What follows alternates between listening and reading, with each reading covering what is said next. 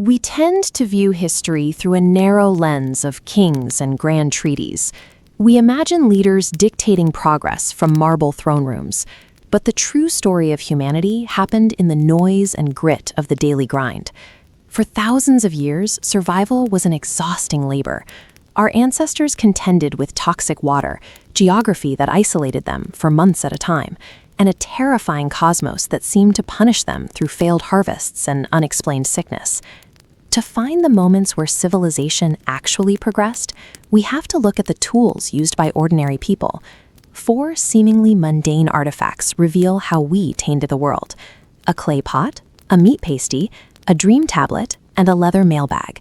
The great shifts in our narrative emerged from the kitchens and the saddles, where humans solved for physical and spiritual comfort. These everyday innovations built the framework of our modern world.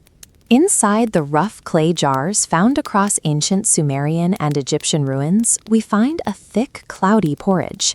This mixture, an early form of beer, was produced by crumbling partially baked barley bread into water and allowing it to ferment naturally. This fermentation process made the liquid safer to drink than the often contaminated local water. Because it was dense with calories and nutrients, laborers building the Great Pyramids and the irrigation ditches of Mesopotamia were paid in daily rations of beer to keep them fueled and hydrated. This daily necessity became so central to life that it was elevated to the divine. The Sumerians worshipped Ninkasi, the goddess of brewing, and the oldest written recipe in human history is actually a sacred hymn to her, doubling as a set of brewing instructions. What began as a domestic craft, dominated by women in family kitchens, eventually scaled into a massive state-controlled economic engine. Temples and palaces maintained their own breweries to pay bureaucrats and soldiers, turning a household skill into a pillar of ancient government. This ancient beverage functioned as liquid infrastructure. It was the specific technology that allowed large-scale human settlements to survive and grow by solving the brutal problem of safe hydration and caloric fuel. In the muddy markets of the Middle Ages, we see the same drive for comfort in the form of street food. Long before modern fast food, peasants were searching for an affordable way to escape a bleak, repetitive existence. The standard medieval diet consisted largely of cold broth, pickled turnips, and stale bread. In that context, a hot apple fritter or a honey-drizzled turnip pie provided a rare and highly prized hit of flavor and grease. The most successful of these snacks was the meat pasty. The thick pastry crust made the meal portable for laborers on the move, but it also offered a practical disguise for meat that was well past its prime. Spices like garlic and sage helped distract from the aging rabbit or mutton hidden inside. While peasants relied on these handheld pastries, the nobility used food as a social flex. This table shows a clear gap in status, where the wealthy could afford imported sugar and elaborate preparations that were entirely out of reach for the working class. For those living in the mud, a meat pasty provided essential psychological comfort. It was a luxury that made a brutal life bearable, showing that humans used flavor as a tool for survival. This Mesopotamian cuneiform tablet represents our first attempt to decode the mind. Priests viewed dreams as divine telegrams, using these tablets to translate them like mathematical equations. Specific scenarios had predictable effects, forming a logical system that guided statecraft and medicine. This logic reached its height in the practice of dream incubation. In these Greek temple complexes, the sick underwent purification rituals and slept on stone beds, hoping a god would visit them in their sleep to prescribe a cure for their ailments. Ambitious leaders weaponized these interpretations for political gain. Rulers like Alexander the Great claimed they received strategic advice or divine legitimacy in their sleep, turning a personal vision into a powerful tool for consolidating authority. These libraries of dream interpretation functioned as a vital societal mechanism. By turning the terrifying mystery of sleep into a codified system, our ancestors found a way to navigate and control the chaos of the world. By 1860, America faced a new problem: insurmountable distance. The solution was the mochila, a specialized leather mailbag designed with 4 locked pouches that could be quickly swapped between saddles. The Pony Express was a logistical relay involving teenage riders galloping across 2,000 miles of mountain, desert, and hostile territory. They rode at full speed for shifts of 100 miles, swapping horses every 10 to 15 miles to maintain an impossible pace. This relay cut cross-country communication time to just 10 days. As the Civil War loomed, this connection ensured that California remained politically tied to the Union, proving that human grit could outpace geographic isolation. The speed and danger of the effort turned young riders into instant heroism of frontier heroism. Men like Cody were romanticized as symbols of American endurance, bridging a fractured nation through sheer physical effort. The Pony Express demonstrated that logistical precision and human determination could shrink a continent. It was a brief, intense moment where muscle and grit triumphed over the vastness of the American West. Technology eventually moved faster than any horse. Just 18 months after the first ride, the transcontinental telegraph reached across the country, replacing the leather mochila with a copper wire. Modern medicine eventually replaced the dream oracles, and modern sanitation made the risks of medieval street food a thing of the past. One by one, these brilliant, mundane solutions were replaced by even faster, safer versions of themselves. But while the tools have changed, the underlying drive has not. Whether it's a Sumerian laborer drinking beer or a modern professional checking their email, we are still reaching for the same connection, safety, and comfort. Our modern habits are the direct descendants of these ancient artifacts. History isn't just about the monuments we left behind. It's about the small, daily ways we've always tried to make life a little more bearable. Look at a modern map of the world. The borders look settled, so permanent, as if the continents naturally cracked along those exact dotted lines. That permanence is an illusion. Human civilization is simply the ongoing, fragile act of imposing artificial boundaries on a chaotic world. Three distinct forces interact with these lines. We enforce them with discipline, we challenge them through ambition, and we push them outward every time we discover something new. By examining four historical extremes, we reveal who actually gets to draw the lines, and exactly who is erased when those lines move. Feudal Japan weaponized social boundaries, turning classes into absolute permanent life sentences dictated strictly by birth. This diagram illustrates an impenetrable hierarchy. Movement between peasant, artisan, merchant, and samurai ranks was blocked and legally punishable. You did not climb the social ladder, you bowed to it. The burden fell heaviest on the peasants at the bottom. They worked the fields to meet a relentless rice tax, enforcing geographical and economic imprisonment. If a samurai, you held extreme power, but lived under paralyzing discipline. Crossing a behavioral line meant ritual death with your own blades. The poetic elegance of feudal Japan was not organic. It was an artificial stage, meticulously engineered through total, crushing submission to its boundaries. Artemisia of Caria survived by rejecting the strict imperial and gender boundaries of the ancient world. She held an impossible identity, a Greek woman commanding a Persian naval fleet for King Xerxes. During the Battle of Salamis, Artemisia found herself pursued by a Greek ship. To escape, she made a ruthlessly pragmatic decision. She deliberately rammed and sank an allied Persian ship to deceive her pursuers. Her actions baffled ancient chroniclers like Herodotus. They struggled to document a leader who simply ignored the cultural molds built to contain her. Artemisia's legacy proves a cynical truth. In the raw theater of war, identity and social lines bend. Only power remains. The project of imposing order eventually reached the night sky. Ancient civilizations sought to project structure onto the terrifying chaos of the cosmos. Before lenses or satellites, these societies mapped celestial bodies using massive stone architecture, turning geometry into instruments of observation. By tracking the rising of a specific star against the horizon, early astronomers predicted critical seasonal events, like the flooding of the Nile. Kings and priests used these celestial predictions to legitimize their authoritarian rule on Earth. Early astronomy was the ultimate act of drawing a boundary, syncing the heavens with emperors. In the 19th century, map-making became a bureaucratic weapon used to build empires overnight. Consider the Louisiana Purchase.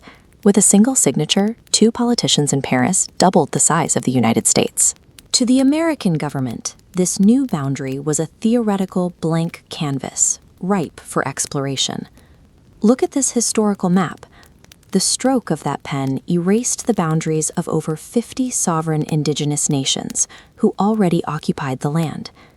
The Louisiana Purchase was the ultimate realization of manifest destiny, a boundary drawn specifically to erase an existing world and manifest a new one. From feudal classes to star charts and continental treaties, human civilization serves to map, categorize, and control reality. The mechanism of history repeats itself. Discipline enforces our maps, discovery expands them, and audacious ambition crosses them. There is a constant human cost. Drawing a new line always necessitates paving over someone else's reality. The borders we accept as natural today are merely the inherited scars left behind by whoever held the pen, the sword, or the stars. We tend to remember history as a highlight reel of things that catch the light: gleaming crowns, sunlit castles, and polished brass telescopes. We build our timeline out of visible triumphs and the people who stood center stage. But this selective lens hides the actual mechanisms of human survival. Beneath the grand monuments and philosophical breakthroughs lies a sprawling, unacknowledged architecture that kept the species moving forward. To find the foundations of our civilization, we have to look in the shadows. They exist across 4 distinct dimensions: invisible labor, hidden subterranean ecosystems, secret sciences, and the untamed terrain of the subconscious mind. Looking past the dominant narratives of kings and logic to examine these forces is the only way to see the full picture of how we evolved. Consider the medieval blacksmith. Modern cinema romanticizes this trade with slow-motion hammer swings and majestic sparks, but the physical reality was a soot-stained cycle of repetitive, unglamorous labor. This work demanded total physical destruction. A blacksmith's life was defined by ruined lungs from inhaling toxic smoke, hands marked by daily burns and missing fingernails, and a body stooped by constant grueling exhaustion. Socially, the smith occupied a strange paradox. The elite viewed them as background noise, yet the knight's sword, the lord's castle gates, and the farmer's plow all originated in the forge. They manufactured the entire physical infrastructure of the era, while remaining invisible to the people who used it. The visible achievements of the medieval world rested entirely on the quiet, cyclical suffering of these forgotten laborers. In central Turkey, the surface of Cappadocia is a dreamscape of bizarre volcanic rock formations. For miles, the landscape appears completely uninhabited. Yet beneath this terrain lies a massive civilization. Cities like Derinkuyu descend 18 stories into the earth, housing 20,000 people safely. Survival required precision engineering. Vertical shafts pulled fresh air from the surface, while residents accessed deep aquifers protected from contamination. In times of absolute crisis, builders prioritized total invisibility over grand fortresses. They engineered a way to vanish into the earth entirely. This need for invisibility extended to knowledge itself. In ancient Egypt, the early roots of alchemy were tied to Thoth, the god of wisdom. Transformation was a divine principle, a way to understand the sacred mechanics of life and death. Religious persecution and changing dogmas eventually forced this science into the shadows. Practitioners encoded their chemical findings in dense, cryptic manuscripts, using symbolism and allegory to hide their work from outsiders. These alchemists pursued a dual goal: the transmutation of metals and the purification of the human soul. This secretive obsession ironically provided the methodological framework for Robert Boyle and the birth of modern chemistry. Our modern empirical world was incubated in secret societies and hidden intellectual traditions. Ancient civilizations treated sleep as a porous boundary. To them, the mind at rest wasn't escaping reality, but entering a space where divine forces could deliver messages directly to the sleeper. The Sumerians treated these dreams as literal data. They recorded visions in cuneiform, interpreting them as warnings or prophecies that dictated troop movements, political alliances, and royal decrees. This trust in the unseen world led to incubation, sleeping in sacred temples to receive specific medical prescriptions or spiritual cures. Worshippers believed the gods could perform surgeries or reveal antidotes through a dream. For millennia, the waking, visible world took its cues and its authority from the intelligence of the dream world. The modern era changed our relationship with the dark. We have developed an obsession with dragging every mystery into the harsh light of empiricism, logic, and secular rationality. This shift has come at a cost. In transitioning from the temple dreams of the ancients to the clinical data of the present, we redefined the subconscious as mere neurological noise. As we gained the efficiency of machines and clinical precision, we lost the reverence for the mystery that once guided our ancestors. The suffering smith, the subterranean refugee, the cryptic alchemist, and the ancient dreamer. These are the 4 pillars of the unseen. We define our progress by what we boldly construct in the light, but our survival was secured by what we endured, what we hid, and what we dared to discover in the dark. If you were a peasant in the Middle Ages trying to plan a quiet, romantic evening with your spouse, you needed a lot of luck. Specifically, you needed the luck of Saint Valentine, excellent timing, and a priest's blessing. This calendar grid illustrates the sheer volume of time the church placed completely off limits for intimacy. Sundays are strictly forbidden, so are Fridays, the days of penance. Wednesdays are considered highly suspicious. Add in the 40 days Lent, another 40 for Advent, various saint feast days, and even certain phases of the moon, and you'll find the calendar was a divine obstacle course. When we look back at eras like this, we view them through a pristine lens. We focus on grand architecture or pure religious philosophies, leaving out the messy human element. But beneath those vaulted ceilings and high-minded texts, history was populated by actual people, dealing with uncontrollable bodies, physical desires, and deeply chaotic minds. To keep society from collapsing, civilizations built strict moral and spiritual frameworks to govern private life. Yet everyday people consistently found pragmatic, often rebellious ways to survive them. Take ancient Egypt. Health here was governed by a strict divine framework. Illness was widely viewed as a disruption of Maat, the cosmic order that governed all things, or the direct wrath of angry gods. The doctors treating these conditions were often priests who relied heavily on rituals. They would recite specific spells and apply protective amulets to drive out the invisible entities they believed caused the sickness. But on the ground, Egyptian physicians were pioneering highly effective hands-on medicine. They regularly set broken bones and stitched deep cuts, and cleansed wounds with a mixture of linen and honey to utilize its natural antimicrobial properties.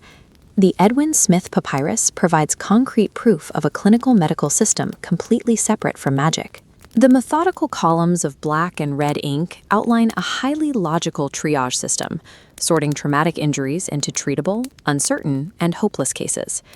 While divine magic served as the state's official ideal, the sharp scalpel and clinical triage were the practical realities keeping people alive. Fast forward to Rome, and the ideal shifts from magic to the mind.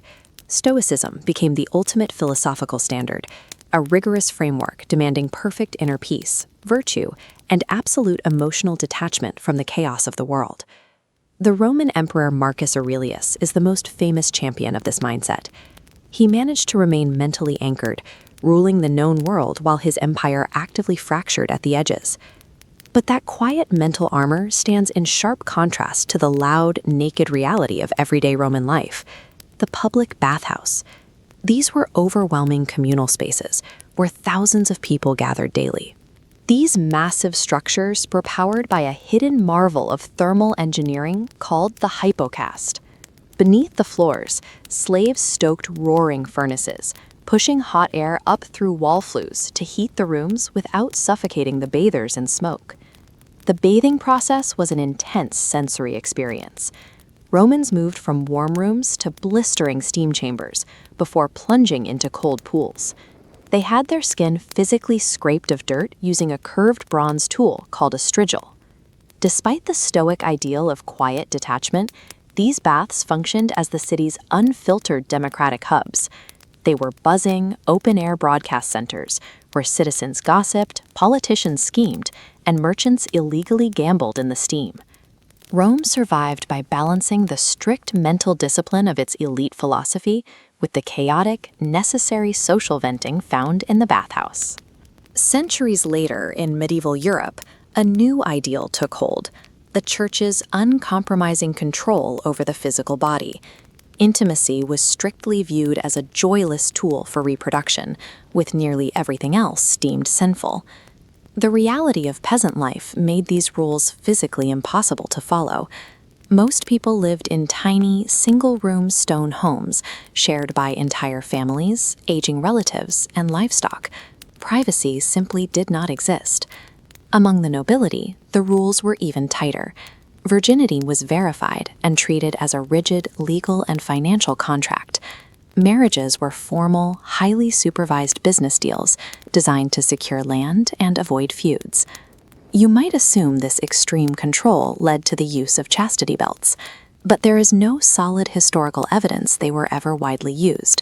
They are largely a Renaissance or Victorian invention, projecting a narrative of moral panic backward onto the Middle Ages. Instead of iron locks, everyday people found pragmatic workarounds.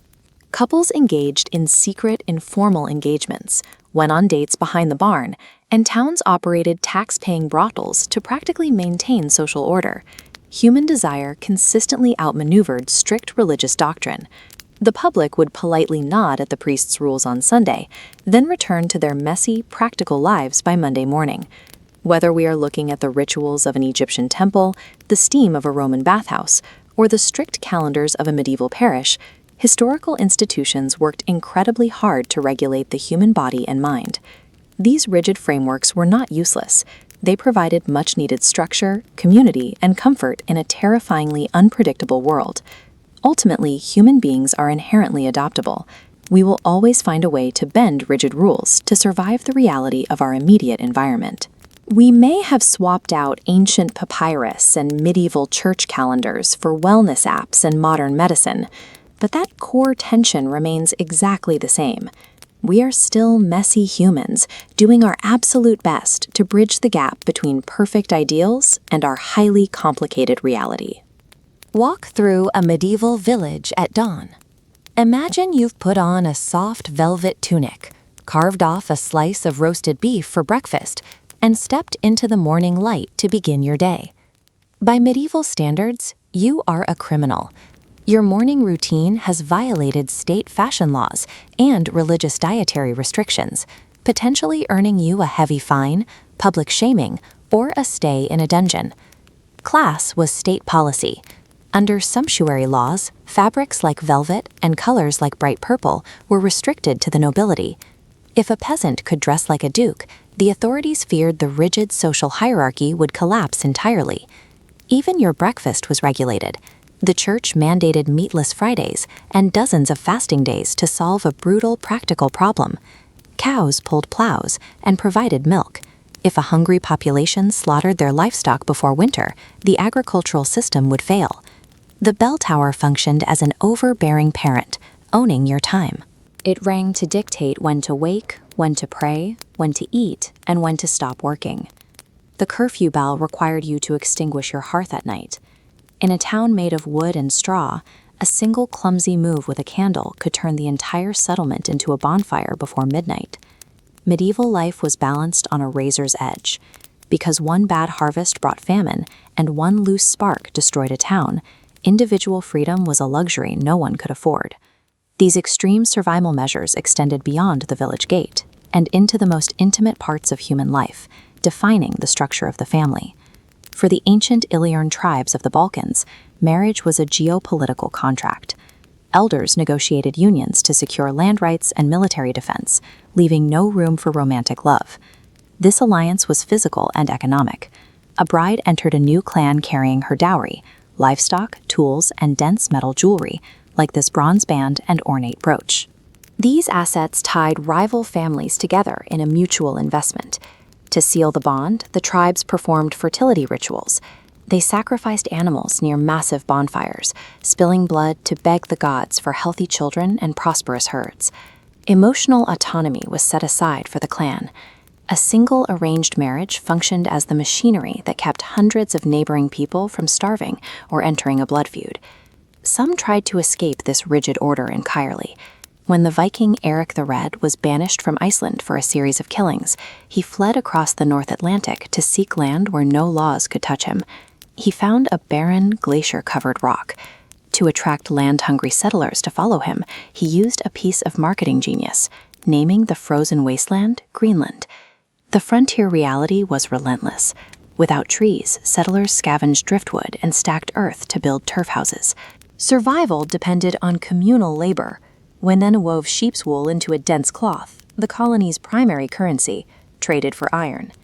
But when the ivory trade collapsed and the climate cooled during the Little Ice Age, the community reached its breaking point. The Greenland colonies slowly starved and vanished from history. Even on the edge of the world, individualism was not a viable strategy. Nature eventually enforced its own lethal rules on those who tried to survive in a vacuum. At the geopolitical level, kings played a version of this survival game that involved entire armies. Harald Hardrada spent his exile fighting as a mercenary in the Byzantine Emperor's Varangian Guard. He amassed a fortune in gold and silk, which he carefully hoarded to fund his eventual return to the north. He used that hoarded wealth to buy loyalty and seized the throne of Norway, ruling with a ruthless iron fist to ensure no rival could threaten his authority. In 1066, he launched a massive naval invasion of England. This was his final attempt to forge a sweeping North Sea empire and ensure his lineage would dominate the region for generations. For a medieval king, the rule of survival was simple. You either built a military machine capable of endless conquest, or you were eventually conquered yourself. Hardrada's ambition ended at the Battle of Stamford Bridge, where his army was decimated. His death marked the final closing of the Viking Age. From the mighty king dying in battle to the peasant shivering in the dark, every person in this journey lived under a system of total control. These rules were a direct response to a world where a single failed alliance, a cold summer, or a tipped candle could erase an entire society. We enjoy modern personal freedom because these strict, unforgiving rules provided the baseline stability needed to survive centuries of chaos. By enduring a world of mandatory obedience, our ancestors built the foundation of order that allowed the modern world to eventually exist.